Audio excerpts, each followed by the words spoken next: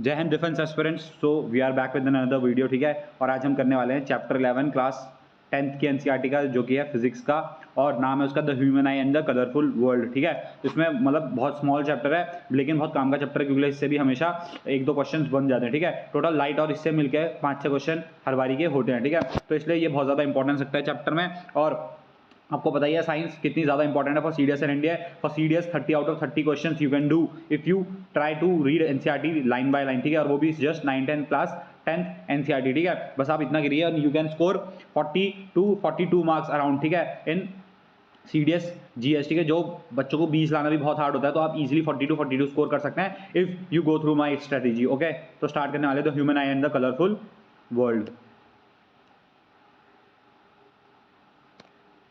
ठीक है। Line by line जाएंगे, ये करने की जरूरत नहीं है, यहाँ से करना है, ठीक है। यहाँ से भी क्या करना है मैं बताता रहता हूँ। बस आपको इतना कुछ पढ़ना नहीं है, बस ये पढ़ना है कि कहाँ पे इमेज बनती है, किसका क्या काम है, ठीक है। तो यहाँ पे बनना है कौन सा इमेज होना, light sensitive screen called retina, ठीक है। तो ह्यूमन आई में जो रेटिना होती है ना, दिस इज दी रेटिना, ठीक है। रेटिना में हमारी इमेज बनती है, ठीक है। रेटिना में हमारी इमेज बनती है जो हम देख सकते हैं, ठीक है। तो रेटिना में इमेज बनती है, ठीक है। अब अलग अलग डिफरेंस होते हैं, जैसे रेटिना हो गया, फिर क्या होता है, प्यूपिल का होता है, फिर कॉर्निया का होता है, ठीक है। तो जैसे कि नेक्स्ट है कि लाइट एंटर कैसे करती है, तो लाइट एंटर करती है eye through a thin membrane called cornea. बस ये याद रखना कि लाइट कॉर्निया का फंक्शन है, तो उससे लाइट एंटर करती है, ठीक है। लेंस कहाँ पे स्क्रीन इमेज बनाता है, तो रेटिना में बनाता है, ठीक है। उसके बाद क्या करना है, ये करने की जरूरत नहीं है, जो जो मैं बताऊंगा सिर्फ वो करना है। इसमें ये नहीं करना है, हाँ ये करना है। Iris is a dark muscular diaphragm that controls the size of the प्यूपिल, ठीक है। और द प्यूपिल क्या करता है, प्यूपिल करता है regulate and controls the amount of light जो कि हमारी आंखों में आ रही होती है, ओके,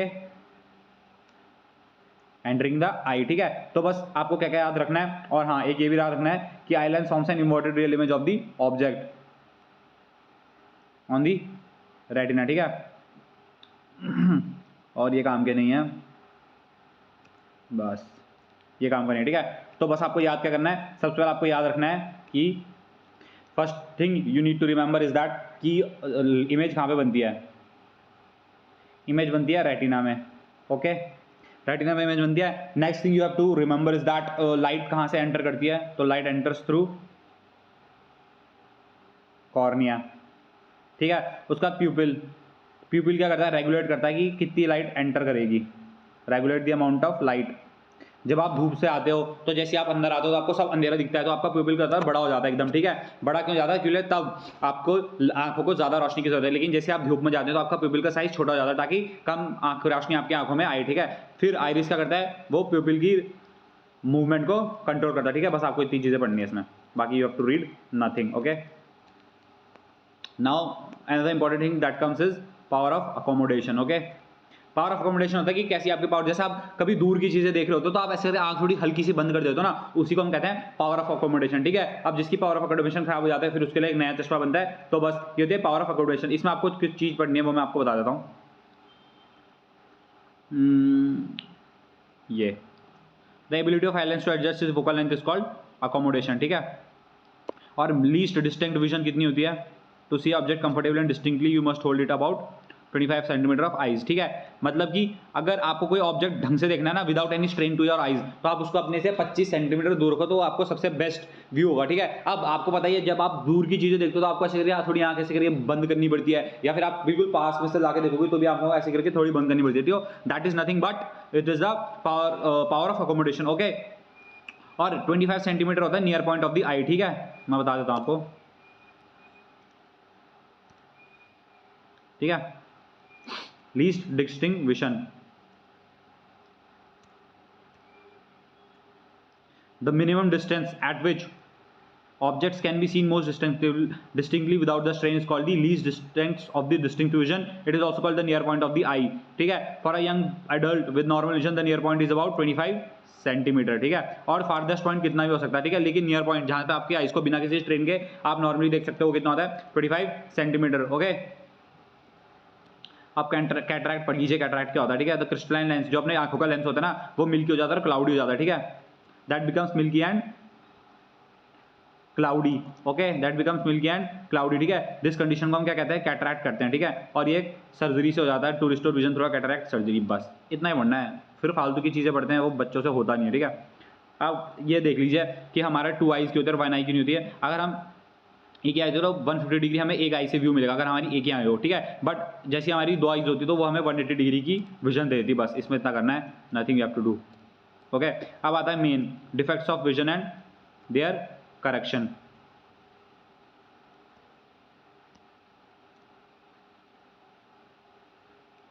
ठीक है। कौन से डिफेक्ट होते हैं, सबसे पहले 3 टाइप के होते हैं, ठीक है। मायोपिया और नियर साइटेडनेस, अभी आगे समझाऊंगा। हाइपरमेट्रोपिया, सॉरी, हाइपरमेट्रोपिया और far sightedness, and the last one is presbyopia, ठीक है। अब इनके बारे में हम पढ़ना शुरू करते हैं। सबसे पहले आता है मायोपिया, ठीक है। मायोपिया को हम क्या कहते हैं, मायोपिया को हम कहते हैं शॉर्ट साइटेडनेस या फिर नियर साइटेडनेस, ठीक है। और जिस पर्सन को मायोपिया होगा ना वो नियर बाई ऑब्जेक्ट्स तो देख लेगा लेकिन उसको दूर की ऑब्जेक्ट्स नहीं दिखते, ठीक है। He can not see far objects clearly, ठीक है, डिस्टिंक्टली, ठीक है। फॉर एग्जाम्पल जैसे अगर किसी को मायोपिया है, ठीक है। अब इसको ट्रिक क्या है, मायोपिया का मतलब नियर साइटेडनेस या फिर शॉर्ट साइटेडनेस। नियर साइटेडनेस मतलब आपको पास की चीजें दिखेंगी, पास की चीजें दिखेंगी, ठीक है, but you can not see far objects clearly, ठीक है। तो बस शॉर्ट फॉर्म है मायोपिया यानी नियर साइटेडनेस, यानी पास की चीजें दिखेंगी और दूर की चीजें आपको नहीं दिखेगी, ठीक है। बस ये याद रखना है। और इसमें याद क्या रखना है आपने, ये सही किससे होता है, ठीक है, फालतू कुछ याद नहीं रखना है, यू हैव टू। अब ये सही किससे होता है, ये होता है कॉनकेव लेंस से, ठीक है। It can be corrected using concave lens, ये दिया था कहीं पे, या ये दिया, ठीक है। Concave lens will bring the image back on to the retina and thus their effect, अरे यार ये क्या हो रहा है आज, ठीक है। रेटिना एंड दस डिफेक्ट इज करेक्टेड, ठीक है। तो किससे सही होता है, कॉनकेव लेंस से सही होगा। और मायोपिया का मतलब क्या होता है, नियर साइटेडनेस, बस इतना याद रखना, नियर साइटेडनेस हो जाएगा। नियर साइटेडनेस का मतलब पास की चीजें आप देख सकते हैं बट दूर की चीजें आपको नहीं दिखती, ठीक है। और ये बस ये दे रखा है कि किन किन चीज़ों से होती है, ठीक है। अगर ये आपको याद करना तो you can remember that, but it is not that important, okay. ये होता है एक तो एक्सेसिव कर्वेचर हो जाता है आई लेंस का, और elongation of the eye ball, ठीक है। बस इतना ही काम का है, बस, ठीक है। ये आप देख भी सकते हैं, अगर मायोपिया है आपको तो मायोपिया में आपकी जो इमेज बनेगी ना वो सिर्फ यहीं पर बन जाएगी, ठीक है।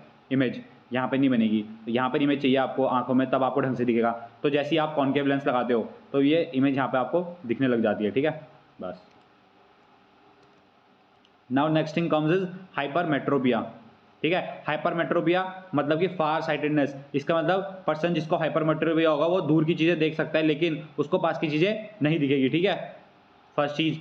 सेकंड चीज, ये क्यों होता है, सबसे पहले focal length of the eye lens is too long, first point, eye ball has become too small, ठीक है, ये सेकंड पॉइंट, ये पढ़ना है। तीसरा किससे सही होगा, तो मायोपिया होता है कॉनकेव लेंस से, एंड डिफेक्ट, ये वाला जो डिफेक्ट होगा can be corrected using a convex lens, ठीक है, ऑफ एप्रोप्रिएट पावर, बस इतना ही याद करना है, नथिंग एक्स्ट्रा, ठीक है। नेक्स्ट वन इज प्रिस्बायोपिया, ठीक है। प्रिस्बायोपिया मैंने आपको पावर ऑफ अकोमोडेशन पढ़ाई थी। पावर ऑफ अकोमोडेशन वो अकोमोडेशन होती है, पावर होती है जिससे आप अपनी आंखों के फोकल लेंथ क्या कर सकते हैं, एडजस्ट कर सकते हैं। तो power of correction of the I usually decreases with ageing, ठीक है।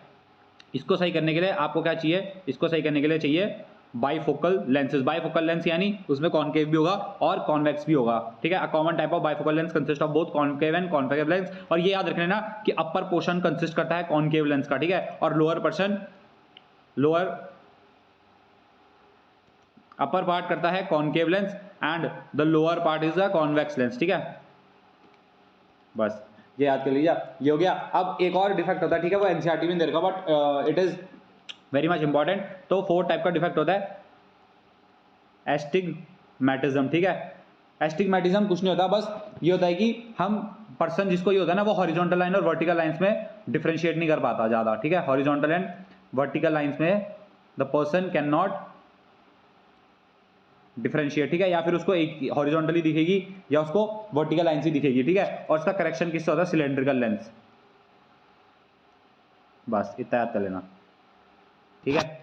सिलेंड्रिकल लेंस से उसको, ठीक है। नाउ ये आपको याद करने की जरूरत नहीं है। ठीक है, अब आता है मेन चीज, refraction of light through a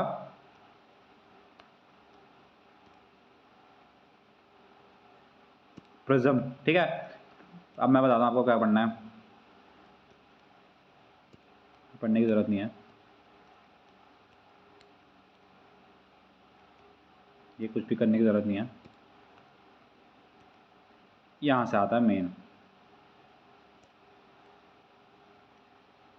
ठीक है, डिस्पर्शन। प्रिज्म क्या करता है, प्रिज्म कुछ नहीं करता। देखो जो हमारा व्हाइट कलर होता है ना, तो जो व्हाइट कलर होता है वो हमारा 7 कलर से मिलकर बनता है। ठीक है, तो जो प्रिज्म होता है ना, तो वो व्हाइट लाइट को, व्हाइट कलर को 7 डिफरेंट कलर्स में तोड़ देता है। ठीक है, 7 डिफरेंट कलर्स, और जो वो आसमान में दिखता है आपको वो भी इसी के प्रॉपर्टी के थ्रू मिलता है, दैट इज विबग्योर। ठीक है, तो रेनबो भी आपको इसी की तरह से मिलता है। तो क्या होता है डिस्पर्शन, क्या होता है जब भी नैरो बीम ऑफ लाइट को आप पास करेंगे थ्रू अ प्रिज्म, तो वो व्हाइट लाइन, व्हाइट कलर जो होता है ना, वो स्प्लिट हो जाता है अमंग 7 डिफरेंट कलर्स। ठीक है, और वो 7 कलर्स कौन कौन से होते हैं, विबग्योर, VIBGYOR,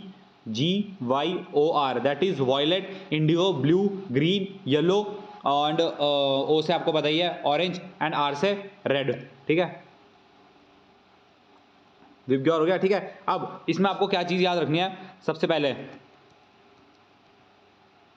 मैं बताता हूँ क्या याद करना आपको। बस ये एक तो ये आप ये याद रख लेना कि कहाँ से क्या स्टार्ट होता है। ठीक है, VIB। ठीक है, ये एक तो ये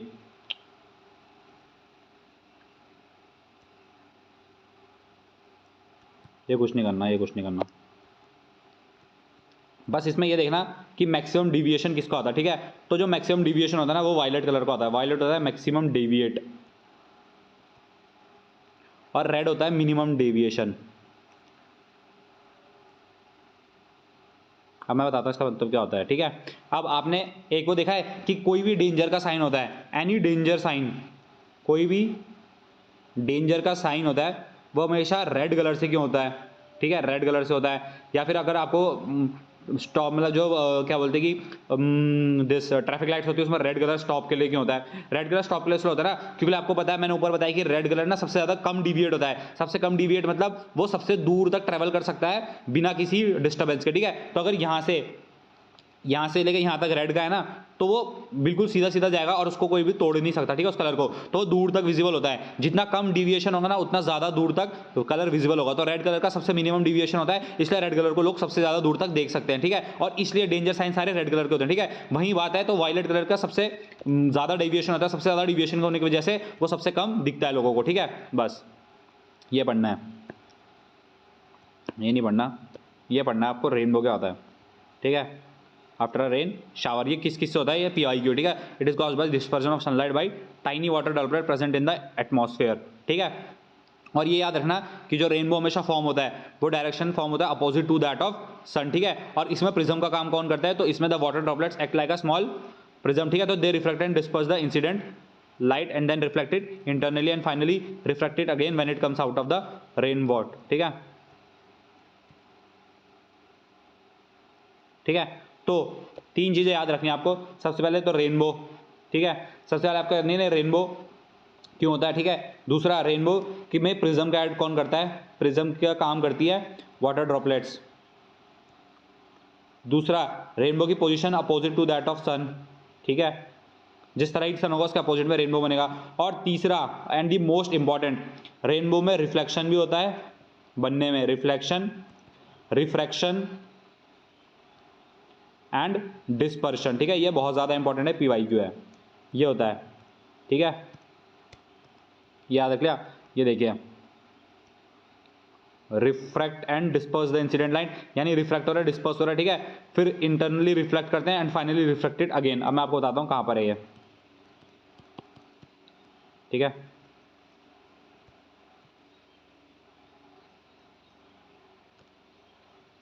ये देखिए, ये सनलाइट गई यहां से। ठीक है, ये अंदर को गई, तो ये जब यहां से इस मीडियम में जा रही है तो यहां पर हो रहा है रिफ्रैक्शन। ठीक है, एक बार रिफ्रैक्शन हो गया, फिर ये यहां से बाउंस बैक, उसी मीडियम में बाउंस बैक हुई है, तो ये रिफ्लेक्शन हो गया। ठीक है, अब ये वापिस से डेंसर से रेयर मीडियम में जा रही है तो यहां पर रिफ्रैक्शन हो गया। तो आपने नोटिस करा कि 2 रिफ्रैक्शन है और 1 रिफ्लेक्शन है। तो क्वेश्चन कैसा बनता है कि रेनबो में कितने रिफ्रैक्शन और कितने रिफ्लेक्शन होते हैं, तो 2 रिफ्रैक्शन 2 रिफ्रैक्शन एंड 1 रिफ्लेक्शन, ठीक है, ये याद रखना बस, ये होता है रेनबो में, ठीक है। मैं यहाँ पर लिख देता हूँ ताकि आपको,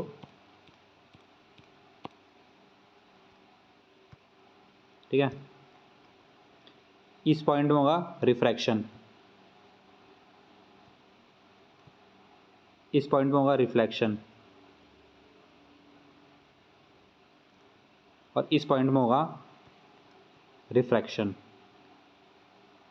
ठीक है। तो 2 रिफ्लेक्शन और दो रिफ्रैक्शन और एक रिफ्लेक्शन, ठीक है, ये याद रख लेना, it is one of the most important thing, ठीक है। ये हो गया। अब आपको 2 चीजें याद रखनी है, प्राइमरी कलर्स और सेकेंडरी कलर्स, ठीक है।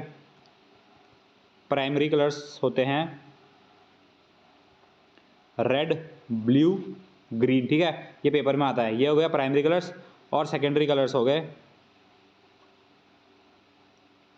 मैजेंटा, सियान, येलो, ठीक है।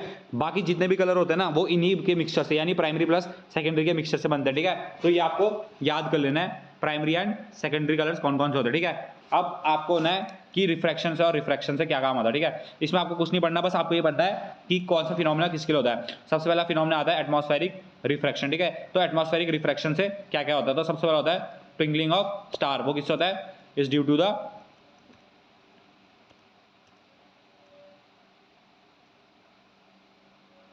Atmospheric reflection of our starlight, ठीक है। बस इतना ही पढ़ना है आपको, इसमें से कुछ फालतू नहीं पढ़ना है, ठीक है। ये होता है, ये काम का नहीं है।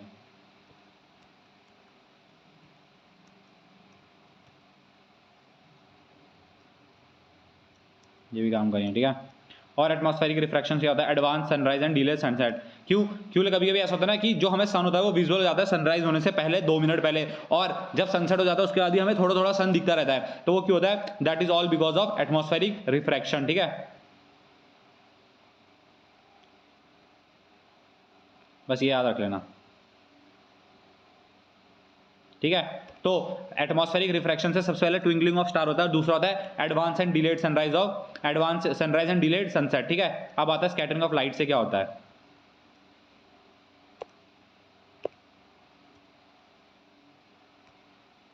ठीक है। स्कैटरिंग ऑफ लाइट से क्या क्या होता है, सबसे पहला आता है टिंडल इफेक्ट। टिंडल इफेक्ट वही बताया, गर्मियों में जब धूल के पार्टिकल्स आप सूरज की रोशनी में देखेंगे तो आपको धूल के पार्टिकल्स से उठे हुए दिखते हैं, उसको हम कहते हैं टिंडल इफेक्ट, ठीक है। और Tyndall effect mostly colloidal particles करते हैं और सस्पेंशन करते हैं, ये मैं आपको केमिस्ट्री पढ़ाता है, सॉल्यूशंस नहीं करते हैं, ठीक है। ये देखिए, the phenomena of scattering of light by the colloidal particle gives rise to Tyndall effect, okay. अब मैं इसमें बताता हूँ और क्या करने की जरूरत नहीं, ये काम की नहीं है, ये भी काम का नहीं है, ठीक है। अब हमारे कलर ऑफ स्काई ब्लू किया है, ये भी due to scattering of light, ठीक है।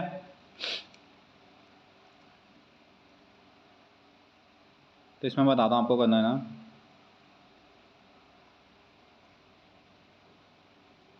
इसमें आपको एक तो ये पढ़ना है,